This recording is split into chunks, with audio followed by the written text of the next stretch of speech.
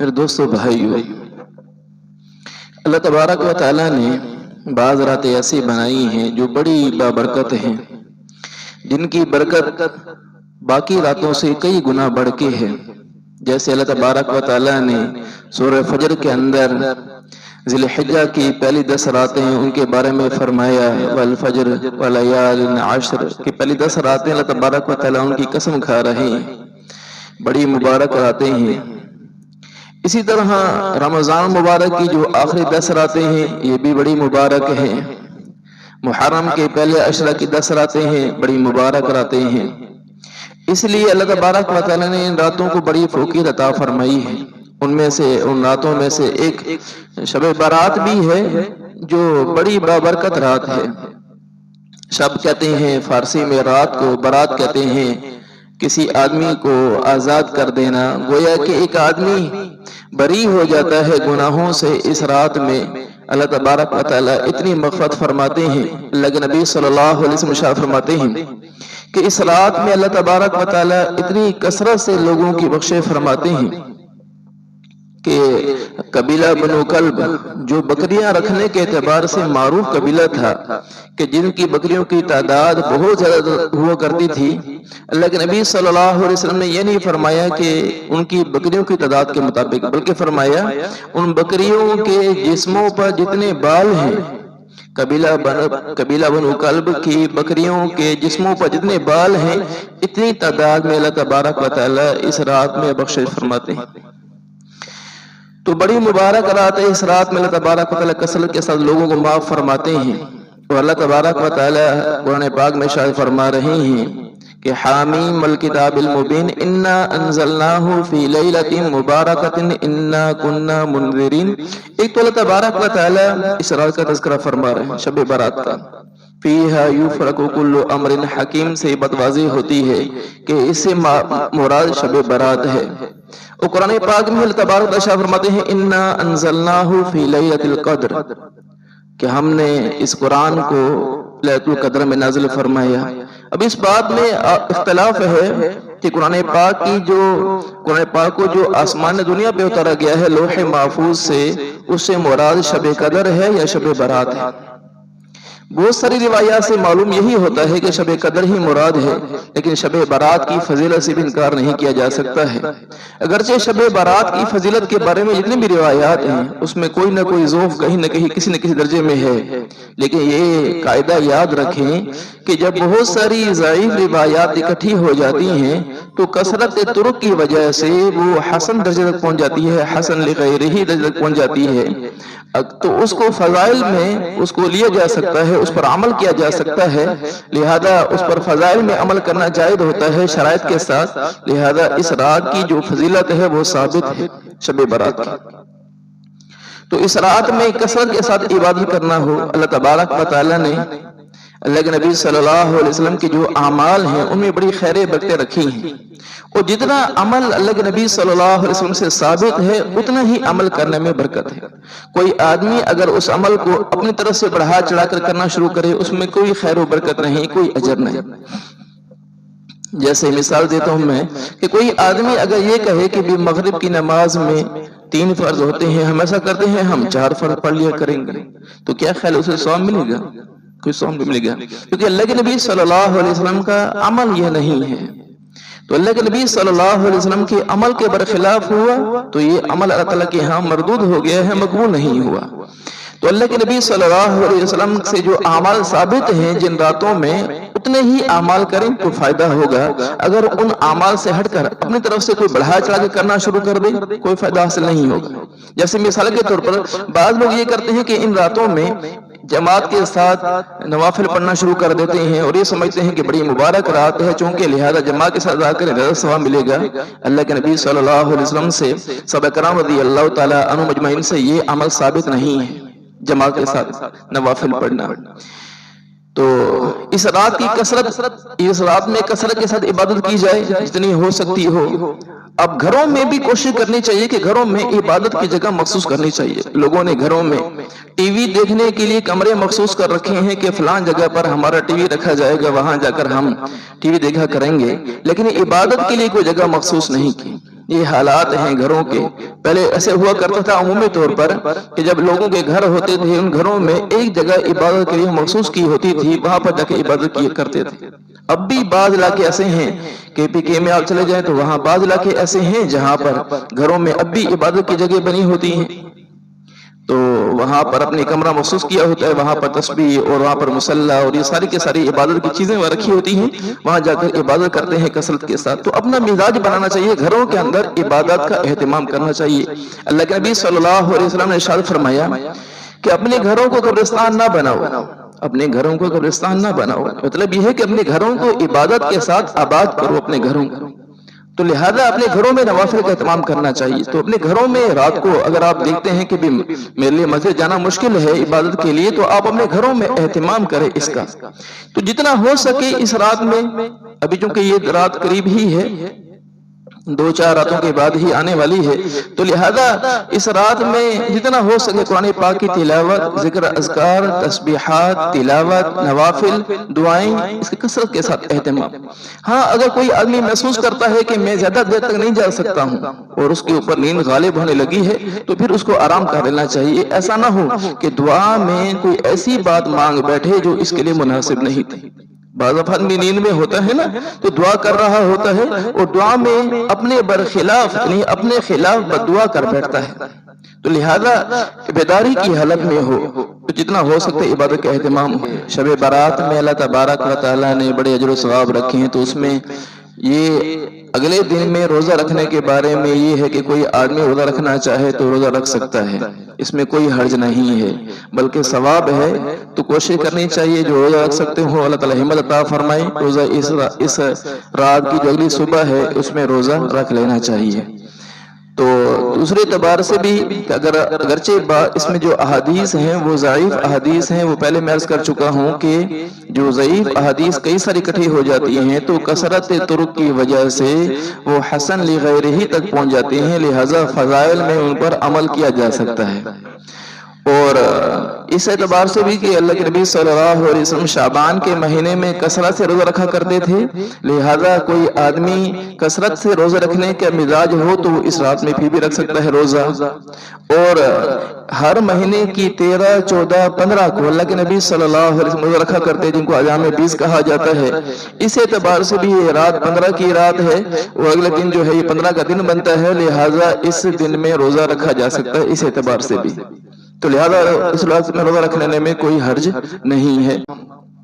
تو اس رات میں اللہ کے نبی صلی اللہ علیہ وسلم سے ایک دفعہ یہ بات بھی ثابت ہے کہ اللہ کے نبی صلی اللہ علیہ وسلم اس رات میں شب برات میں اما عائشہ رضی اللہ تعالیٰ عنہ کے گھر میں باری تھی وہاں رہنے کی, تو اللہ کے نبی صلی اللہ علیہ وسلم اس رات میں اپنے گھر سے نکلے اور چل پڑے, جنت البقیع میں چلے گئے. اما عائشہ رضی اللہ تعالیٰ عنہ نے دیکھا کہ اللہ کے نبی صلی اللہ علیہ وسلم موجود نہیں ہیں, تو وہ آپ صلی اللہ علیہ وسلم کے پیچھے وہاں پر جنت البقیع میں تشریف لے آئیں. تو اللہ کے نبی صلی اللہ علیہ وسلم نے ارشاد فرمایا, عائشہ تم نے یہ گمان ہو گیا تھا کہ میں امانت میں خیانت کروں گا؟ نہیں یا رسول اللہ, بس میں تو آپ کو دیکھنے ہی چلی آئی تھی.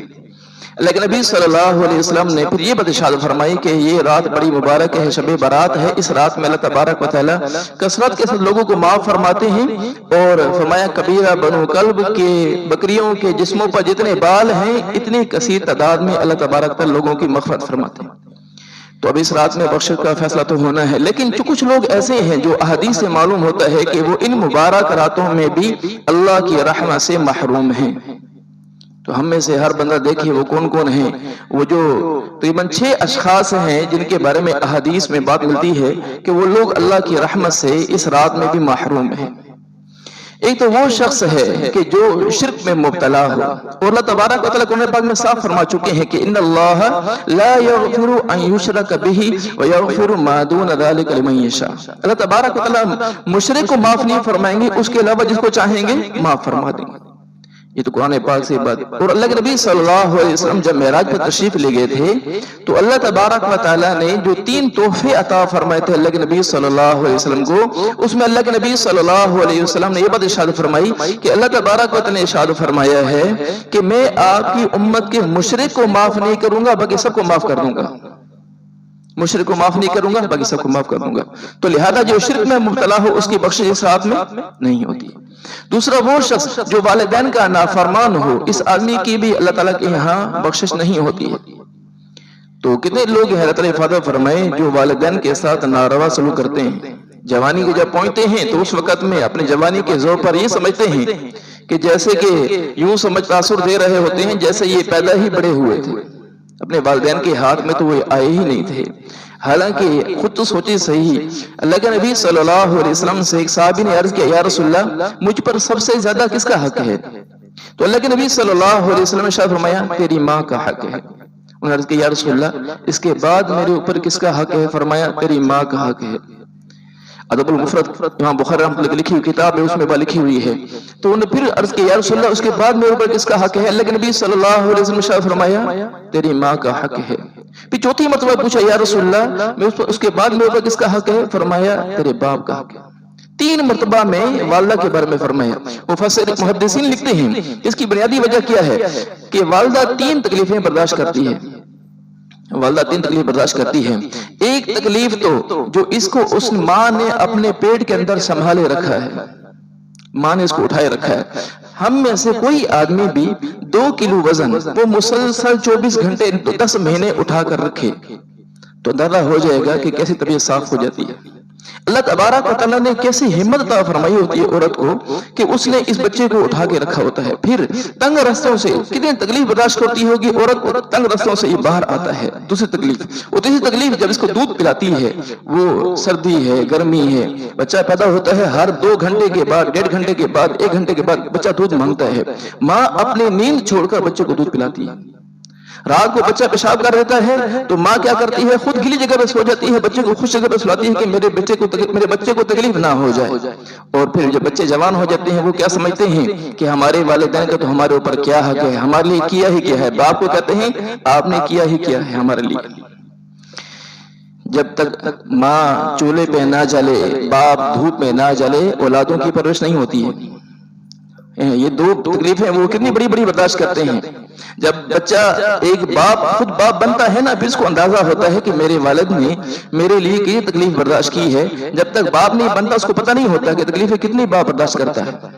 تو دوستو بھائیو، والدین کے حقوق بہت زیادہ ہیں، اس لیے والدین کے نافرمان کے اللہ تبارک و تعالی بخشش نہیں فرماتے ہیں. اللہ کے نبی صلی اللہ علیہ وسلم نے فرمایا رب کی رضا والد کی رضا میں ہے، رب کی ناراضگی والد کی ناراضگی میں ہے. تو لہذا والد کو بھی راضی کرنا، والدہ کو بھی راضی کرنا، یہ دونوں ضروری ہیں. اور پھر یہ بات یاد رکھیں کہ ناراضگی کی حد کیا ہے اور رضامندی کی حد کیا ہے کہ جب تک وہ آپ کو اللہ تبارک و تعالیٰ کی نافرمانی کا حکم نہ دیں اس وقت تک آپ نے ان کی فرما برداری کرنی ہے. تو لہذا فرما برداری کا حکم دیا گیا ہے. تو دوسرا وہ شخص ہے جو والدین کا نافرمان ہے، اس کی بخشش نہیں ہوتی ہے. تیسرا وہ شخص کہ جو آدمی ہمیشہ شراب پیتا رہتا ہو، اس آدمی کی اللہ تبارک و تعالی بخشش نہیں فرماتے. جو شراب کا عادی ہو، شراب کے عادی شخص کی بھی اللہ تبارک و تعالی بخشش نہیں فرماتے. کتنے لوگ ہیں اللہ تعالی حفاظت فرمائے اس گناہ کو گناہ نہیں سمجھتے ہیں، گناہ کو گناہ نہیں سمجھتے ہیں. کہ اللہ حفاظت فرمائے عمومی طور پر امت کا یہ حال ہو چکا ہے کہ ہم دیکھیں کہ کتنی امت پر چیزیں حرام ہیں. شراب حرام قرار دیا اللہ تبارک تعالی نے، زنا ہے حرام ہے. اسی طرح جو اور مزید نافرمانیاں ہیں وہ ساری کی ساری دیکھیں، جوا ہے، سود ہے، رشوت خوری ہے اور خنزیر ہے. یہ ساری چیزیں اللہ تبارک تعالی نے حرام قرار دی ہیں. قرآن پاک میں تذکرہ آ چکا ہے، احادیث میں آ چکا ہے. میرے خیال کے مطابق صرف خنزیر رہ گیا ہے، باقی تو سارے کے سارے نافرمانیاں ہو چکی. ایسے ہی ہے نا. تو اتنی چیزیں حرام قرار امت و حرام میں مبتلا ہو تو پھر اللہ کی طرف سے رحمتیں برسیں گی یا ناراضگی برسے گی؟ اس لیے میں دوستو بھائیو، اللہ کی نافرمانی سے بچنا بھی ضروری ہے اور اللہ کی نافرمانی کو ختم کرنے کی کوشش کرنا بھی ضروری ہے. کہ امت محمدیہ کی ذمہ داری ہے، کہ ہماری ذمہ داری ہے کہ اللہ کے نبی صلی اللہ علیہ وسلم کے بعد ہمارا عقیدہ ہے نا کہ اللہ کے نبی صلی اللہ علیہ وسلم کے بعد کوئی نیا نبی تو آ ہی نہیں سکتا. جب ہمارا یہ عقیدہ ہے تو نبیوں والی محنت کی لوگوں کو خیر پر لے کے آنے کی کوشش کرنا یہ ہماری ذمہ داری ہے، اس کے لیے کوشش کرنا. تو تیسرا وہ شخص ہے جو شراب کا عادی ہو، اس آدمی کی بھی اس رات میں بخشش نہیں ہوتی. چوتھا وہ شخص جو لوگوں کے بارے میں دل میں کینہ رکھنے والا ہو.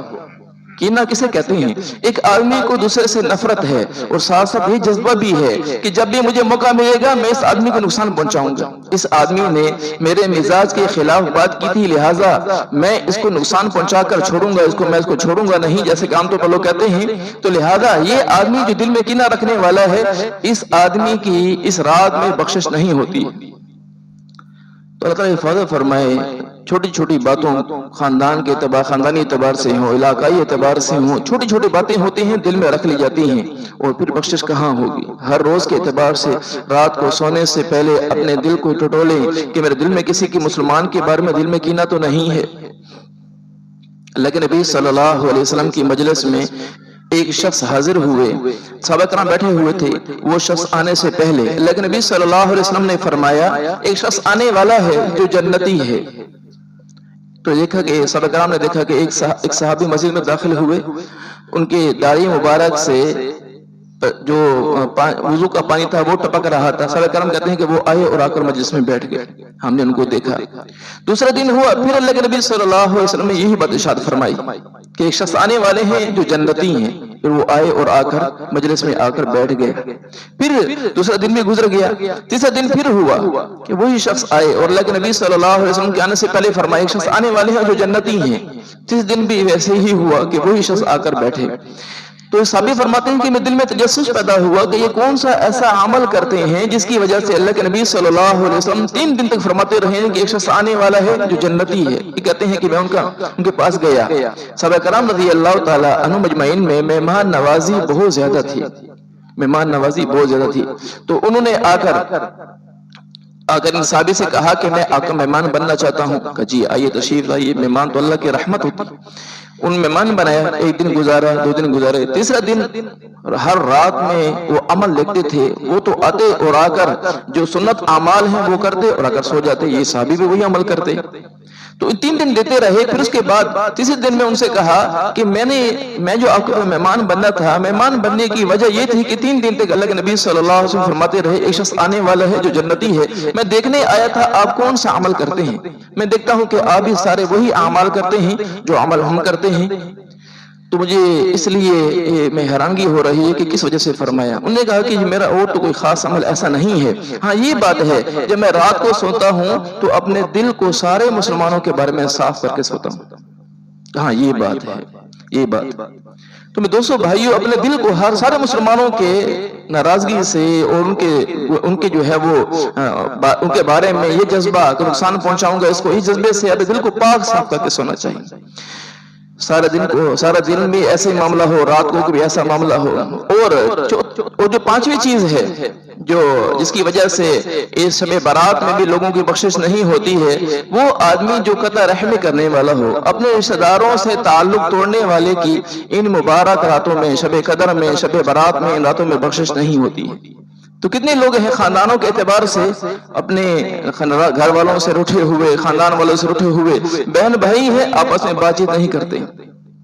लेकिन नबी सल्लल्लाहु अलैहि वसल्लम बैठे हुए थे तो सहाबा किराम से फरमाया कि तुम में से कोई ऐसा तो नहीं है जो कता रहमी करने वाला हो, जिसके खानदान से ताल्लुक टूटा हुआ हो, क्योंकि हम एक दुआ करने वाले हैं और उस दुआ में अगर कोई ऐसा आदमी हो जो कता रहमी करने वाला हो, उस मजलिस में बैठा होगा तो उसकी वजह से वो दुआ अल्लाह के यहाँ कबूल नहीं होगी। तो साबित फरमाते हैं कि मेरे दिल में ख्याल पैदा हुआ कि मेरी खाला से मेरी कुछ नाराजगी है। मैं उसी वक्त उठा गया और जाकर अपनी खाला से माजरत की, उन्होंने मुझे प्यार किया, मैं वापस आया और आकर मजलिस में बैठ गया। अल्लाह के नबी सल्लल्लाहु अलैहि वसल्लम ने पूछा तुम कहाँ चले गए थे? मैंने अर्ज किया या रसूल अल्लाह, मेरी खाला से नाराजगी थी, मैं जाकर उनसे माजरत की है और फिर आकर आपकी मजलिस में बैठा। तो कता रहमी करने का इतना बड़ा वबाल है कि दुआएं अल्लाह के यहाँ कबूल नहीं होती हैं और हर घर में कता रहमी के मामलात हैं। अमूमी तौर पर अर्ज कर रहा, जब ये मामलात हो तो फिर अल्लाह की तरफ से दुआएं कैसे कबूल होंगी? फिर हम कहते हैं दुआएं कबूल नहीं होती हैं, अल्लाह हमारी सुनता नहीं है। मैंने खुद अपने कानों से लोगों की जुबान से बात सुनी है, अल्लाह हिफाजत फरमाए। अल्लाह नहीं सुनता तो फिर कौन सुनता है? اور چھٹا شخص جس کی اس رات میں ان مبارک راتوں میں بخشش نہیں ہوتی ہے، وہ آدمی، وہ مرد جو اپنی شلوار ٹخنوں سے نیچے لٹکاتا ہو، اس آدمی کی بھی اس ان مبارک راتوں میں بخشش نہیں ہوتی ہے۔ یہ جو احادیث کے اندر بات آ چکی ہے میں نے آپ کو عرض کر دی ہے۔ اس لیے ہم اپنی زندگی میں دیکھیں معاملات عمومی طور پر الٹے چل رہے ہیں۔ عورتوں کا معاملہ یہ ہے کہ شلوار ٹخنوں سے اونچی جا رہی ہے، اور مردوں کا معاملہ یہ ہے کہ شلوار ٹخنوں سے نیچے جا رہی ہے۔ تو حدیث پاک میں آتا ہے، بخاری شریف کی روایت ہے، ما اسفل من الکعبین من الازار فی النار، ٹخنوں کا جو حصہ پجامے کے نیچے رہے گا، یہ اس آدمی کو اس ایک جگہ جہنم میں جلائی جائے گی۔ بتائیے کتنی سخت ناراضگی اترتی ہے اس آدمی پر۔ تو اس لیے اپنی زندگی کو سنت کے مطابق لانے کی کوشش کریں۔ انہیں مبارک راتوں میں عبادات کا اہتمام بھی ہو اور گناہوں سے بچنے کی کوشش بھی ہو، اور عبادات کے ساتھ ساتھ جو گناہ ایسے ہیں جس کی وجہ سے بخشش میں مسئلہ بنتا ہے، ان سے اجتناب بھی ہو، توبہ بھی ہو، اور آئندہ ان گناہوں کو نہ کرنے کا عزم ہو، تو پھر انشاءاللہ ان راتوں میں اللہ تبارک تعالیٰ سب کی بخشش فرما دیں گے۔ اللہ تبارک تعالیٰ ان باتوں پہ ہم سب کو عمل کی توفیق نصیب فرمائے۔